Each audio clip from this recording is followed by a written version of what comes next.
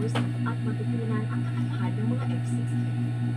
We will validate our tactics, again, our tactics, techniques, and procedures on how we operate. This is in preparation for us in the future in acquiring Lucero fighter aircraft.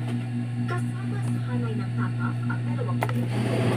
Malaking karangalan po tayo na nabigyan kami pagkakataon, makabalik sa kailangan natin, tapos mag-serve dito sa capacity na to. Napakasarap ng pakiramdam na maisuot ang uniform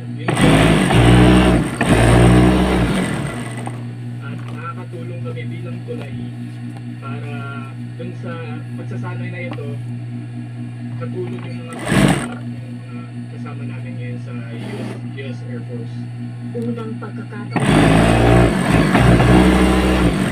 ang umpisa ko for years sa 10 at 11. Magpapadala ng mga kinatawa ng mga Air Force ng Malaysia, Indonesia, Thailand, Japan at Australia. Ako liit. Their presence is a reminder that security is not a monster of one, Hala. but a responsibility of strength. Samantala, iba naman kanya ang suporta Mga pasya sa Organisasyon Pamber. ng Armed Forces of the Philippines. Kasunod ito ng pahayag ni